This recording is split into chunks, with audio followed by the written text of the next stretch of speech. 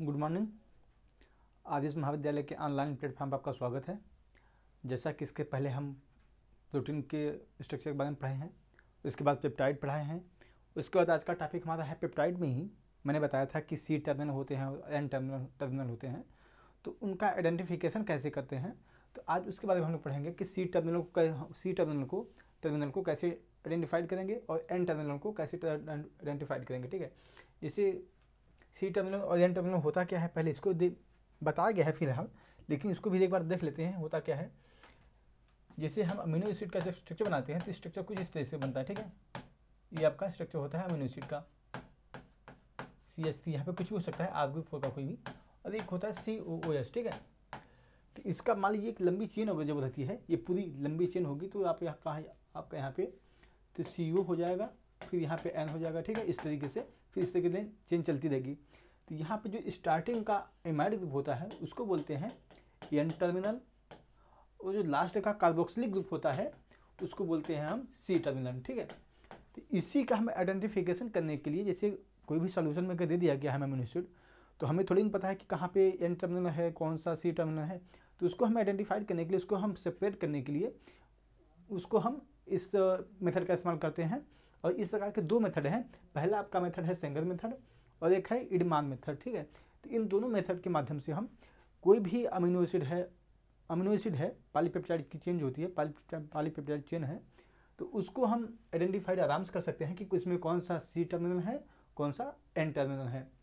तो आज का टॉपिक हमारा यही है कि आइडेंटिफिकेशन है आप सी टर्मिनल। ठीक है, अमीनो एसिड पॉलीपेप्टाइड की कोई लंबी चेन है, तो इसमें हम सी टर्मिनल और एन टर्मिनल को कैसे आइडेंटिफाई करेंगे, तो आज हम इसी से सीखेंगे कैसे उसको कर सकते हैं। ठीक है, तब मेथड पहला आपका है सेंगर मेथड। सेंगर मेथड एक ऐसा मेथड है जिसमें हम करते क्या है कि एक डाई नाइट्रो, ठीक है, फ्लोरोबेंजीन, इसको माइल्ड एसिडिक एक, ठीक है, ये आपका यहाँ पर अगर देखें हम इसको 2,4-डाइनाइट्रो फ्लोरोबेंजीन, ठीक है, इसको हम लेते हैं in presence of mild alkali. जैसे हम पॉलीपेप्टाइड की चेन कोई हो गई, ठीक है, ये पॉलीपेप्टाइड की कोई चेन है, ए है मान लीजिए, ये पॉलीपेप्टाइड की चेन है, हम DN डाइनाइट्रो फ्लोरोबेंजीन, ठीक है, इसमें ऐड करते हैं, और ये इसकी कंडीशन कैसी रहती है, माइल्ड एल्कली कंडीशन। ठीक है, इसे जब हम ऐड करते हैं तो इसमें होता क्या है कि जो पॉलीपेप्टाइड की चेन होती है, इसका जो एन टर्मिनल होता है इससे जाके जुड़ जाता है। ठीक है, ये जुड़ जाता है। उसके बाद हम क्या करते हैं कि एसिडिक एक्वा सॉल्यूशन में, एसिडिक कंडीशन में इसको जब इसको ट्रीट करते हैं, तो आपका जो शुरुआत का जो एन टर्मिनल होता है वो अपने आप को ब्रेक कर लेता है। इस तरीके से ये पॉलीपेप्टाइड चेन से अलग हो जाता है। ठीक है, तो आइए हम इसको देख लेते हैं कैसे होता है। ये सेंगर मेथड का बेसिक बातें हुई, कैसे प्रोसेस चलता है। ठीक है, यहाँ पे अगर हम पढ़ने इस चीज़ को, the polypeptide in aqueous alcoholic solution is treated with two four dinitrofluorobenzene. ठीक है, जैसा कि इसके पहले मैंने बताया कि 2,4-डाइनाइट्रोफ्लोरोबेंजीन के साथ जब इसकी रिएक्शन होती है in the presence of mild alkali, ठीक है, जब इनकी 2,4-डाइनाइट्रोफ्लोरोबेंजीन की रिएक्शन है, जब पॉलीपेप्टाइड चेन के साथ रिएक्शन होती है, उसकी कंडीशन कैसी होती है, माइल्ड एल्कली कंडीशन के साथ जब इसकी रिएक्शन कराते हैं तो हमें क्या मिलता है, हमें क्या है, देखिए 2-डाइनाइट्रोफिनाइल पेप्टाइड। ठीक है, अब इसको अगर देखना चाहे रिएक्शन के माध्यम से, ठीक है, ये आपका है, मान लीजिए आपका एलेनिन है, ये प्रोलिन है, ठीक है, ये एलेनिन है, ये आपका प्रोलिन है, ये फिनाइल एलिन है, और लिस्टीन है। ठीक है, अब इसकी रिएक्शन हम क्या कराए हैं, यह आपका डाइनाइट्रो फ्लोरोबेंजीन। ठीक है, ये माइल्ड एल्कली कंडीशन है। ठीक है, एल्कली मतलब छादी, ठीक है, एल्कली कंडीशन है। जब इसकी रिएक्शन कराते हैं तो इसमें देखेंगे कि आपका ये डाइनाइट्रो फ्लोरोबेंजीन का स्ट्रक्चर है। ठीक है, ये आपका स्ट्रक्चर उसका है, और हम जैसे अगर इसका स्ट्रक्चर बनाना चाहें, ठीक है, तो इसमें हमें पता है शुरुआत में इसमें एमीन ग्रुप होगा, ठीक है, और लास्ट में इसका होगा COOH ग्रुप होगा। ठीक है, और बाकी बीच में इस तरीके से इनका स्ट्रक्चर बन जाएगा कि इनमें जो आपका अमीनो एसिड होते हैं वो पूरे ऐड रहेंगे। ठीक है, बीच में तब हम यहाँ पर होता क्या है, जो आपका एमाइड ग्रुप है, ये NH2 ग्रुप, इस डाइनाइट्रोफ्लोरोबेंजीन के साथ रिएक्शन करके कुछ आपका प्रोडक्ट ऐसे बना लेता है, ठीक है। कुछ इस तरीके से आपका पहले जैसे अमीनो एसिड होता है, ये आपका अमीनो ग्रुप होता है, और ये एलानिन का स्ट्रक्चर कुछ इस तरीके से बनता है, आपको बता दें, ठीक है। यहाँ पे CH3 हो जाता है, और यहाँ पे NH2 होता है, और H ऊपर होता है, और COOH होता है, ठीक है। एलानिन का स्ट्रक्चर होता है ये। तो यहाँ पे अगर हम देखें इस स्ट्रक्चर को गौर करें इस पर, ठीक है। यहाँ पे ये आपका एमाइड ग्रुप है जैसा इसमें हुआ है, ये आपका कार्बन ग्रुप है, और ये मिथाइल ग्रुप है, ठीक है। यहाँ पे भी यही है, मिथाइल ग्रुप आपका है, एक हाइड्रोजन ऊपर है, यहाँ पे भी एक हाइड्रोजन था। इसके बाद आपका कार्बोक्सिलिक ग्रुप है ये, और यहाँ पे OH रहता है। लेकिन आपका जब बताए हैं कि अमीनो एसिड जब कंबाइन करते हैं तो वो आपका एमाइड लिंकेज के माध्यम से ये लिंक हो जाते हैं। इस तरीके से इनका जो बॉन्ड बनता है, पेप्टाइड बॉन्ड बनता है।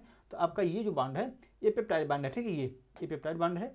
तो यहाँ पे यही हुआ है कि आपका जो DNF डाइनाइट्रोफ्लोरोबेंजीन था, इसके साथ पॉलीपेप्टाइड चेन अटैच हो गई है। देखेंगे जैसा कि ये आपका ये स्ट्रक्चर पूरा यहाँ पे यहाँ तक आपका एलानिन है ये, ठीक है। ये एलानिन है, ये प्रोलिन, फिनाइलिन और ल्यूसिन, ठीक है। बाकी सेम वैसे ही है। अब इसको रिएक्शन होने के बाद ये आपका जो DNF था वो आपका अटैच हो गया। अब इसके साथ करते क्या है, एसिडिक कंडीशन में इसकी रिएक्शन करा देते हैं, ठीक है। जब इसमें कोई एसिड डाला जाता है तो होता क्या है, ये जो यहाँ पे है, ठीक है, यहाँ पे इसके साथ ही ब्रेक कर देता है, यहाँ पे ब्रेक हो जाएगा। और इस तरीके से देखेंगे हम जो हमारा प्रोडक्ट बनता हो वो डाइनाइट्रोफ्लोरोबेंजीन का डेरिवेटिव मिलता है, ठीक है।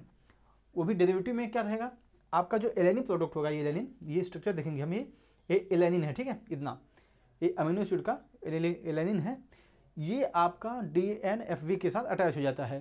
तो इस तरीके से देखेंगे हम, आप अमीनो एसिड में जो पॉलीपेप्टाइड की चेन होती है उससे एक अमीनो एसिड को हम निकाल सकते हैं, ठीक है।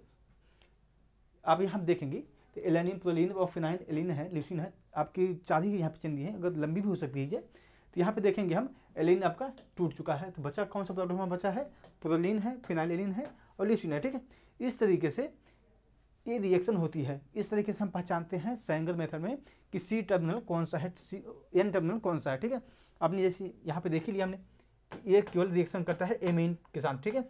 जो आपका एमाइड ग्रुप होगा इसके साथ रिएक्शन करता है। इस तरीके से हम जान सकते हैं कि इसमें कौन सा N टर्मिनल है, ठीक है। तो ये आपका पहला मेथड हुआ सेंगर मेथड। अब इसके कुछ डिसएडवांटेज भी हैं, कुछ नुकसान भी होते हैं, देख लेते हैं क्या इनके।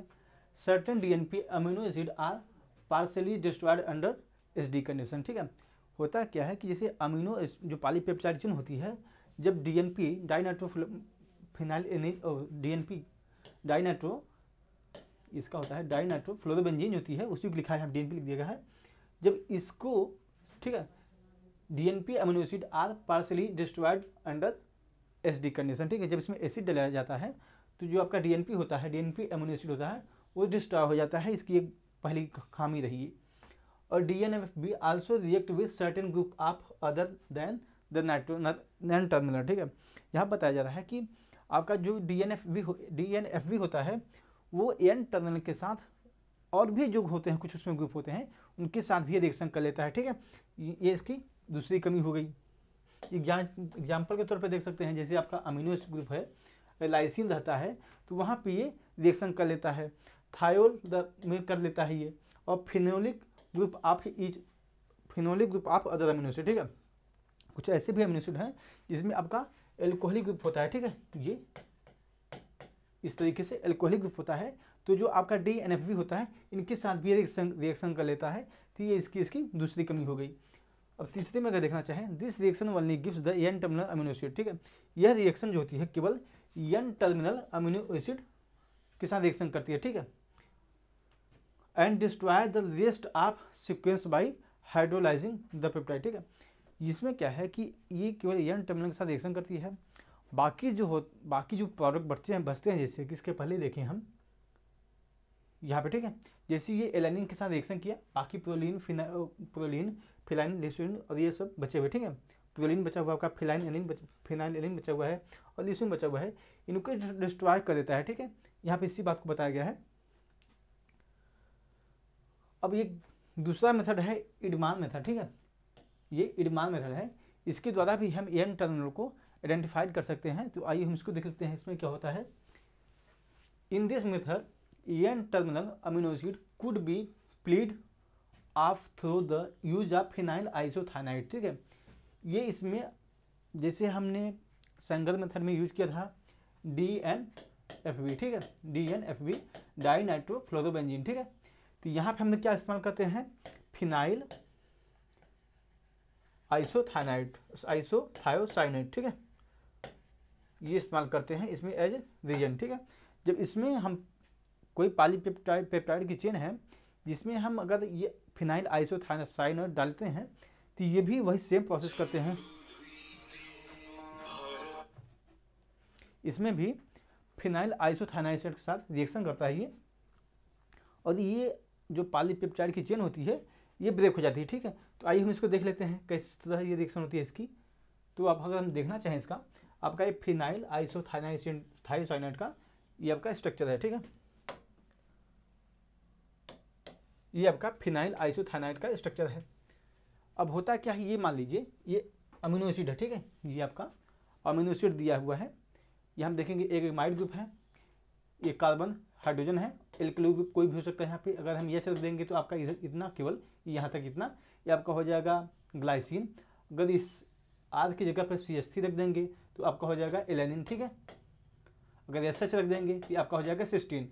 तो इस तरीके से एक बेसिक दिखाने का तरीका होता है कि आर की जगह पे कुछ भी हो सकता है, कुछ भी मतलब अमीनो एसिड की जो 20 अमीनो एसिड होते हैं उन्हीं के जो ग्रुप अटैच होते हैं उनमें, तो वही हो सकते हैं यहाँ पे। तब जब इसकी रिएक्शन आइसोथायोनाइड के साथ होती है तो होता क्या है, जो इसका एन टर्मिनल आपका इधर है। ठीक है, एन टर्मिनल के साथ इसकी रिएक्शन होती है और हमारा जो प्रोडक्ट बनता है वो थायोरिया बनता है, फिनाइल थायोरिया ग्रुप बनता है। ठीक है, इस फिनाइल आइसोथायोनाइड के साथ।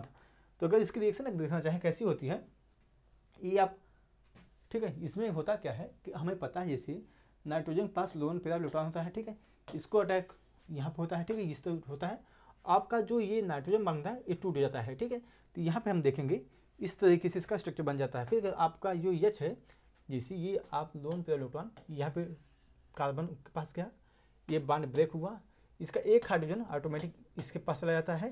तो इस तरीके से अगर देखेंगे हम तो ये प्रोडक्ट आपका बन जाता है। और ये इस तरीके से रिएक्शन होती है, इसकी रिएक्शन इस तरह से इसकी होती है। देखेंगे अगर हम NH ग्रुप आपका लगा हुआ इधर, C इधर है, SS इधर है। ठीक है, ये आपका जो स्ट्रक्चर बनता है इतना, इसे बोलते हैं थायोरिया। ठीक है, अगर यहाँ पे COS की जगह पे हम O लिख देंगे तो आपका यूरिया हो जाता है, वो यूरिया का स्ट्रक्चर होता है। अगर S यहाँ पे लिखा जाता है तो थायोरिया हो जाता है। तो आप अगर हम यहाँ से देखें, सेम ग्रुप वहाँ पे भी है, जैसे आपका अमीनो एसिड था यहाँ पे। ठीक है, ये अमीनो एमाइड ग्रुप है, यहाँ पे भी CH है और R की जगह पे हम कुछ भी लिख सकते हैं, CH3 जो भी, CH3 SH2 कुछ भी लिख सकते हैं। जो आपके अमीनो एसिड होते हैं उनके ग्रुप में जो लगे होते हैं उनको लिख सकते हैं। ठीक है, और इस प्रकार से ये पॉलीपेप्टाइड की जो चेन होती है उससे ये अटैच हो जाता है। ठीक है,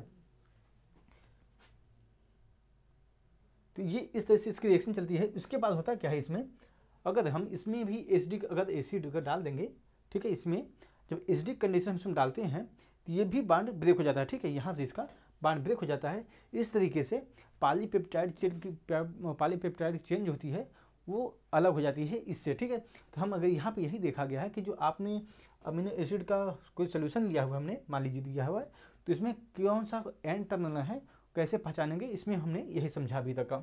इसके बाद की जो क्लासेस होंगी उसमें हम C टर्मिनल को पहचानने का तरीका देखेंगे कि जैसे यहाँ पे हम एन टर्मिनल देखे हैं, जैसे अमीनो एसिड था तो उसका हम एन टर्मिनल देखे हैं, उसकी क्लासेस में देखेंगे हम C टर्मिनल। ठीक है, तो नेक्स्ट क्लास में हम देखेंगे आइडेंटिफिकेशन ऑफ C टर्मिनल।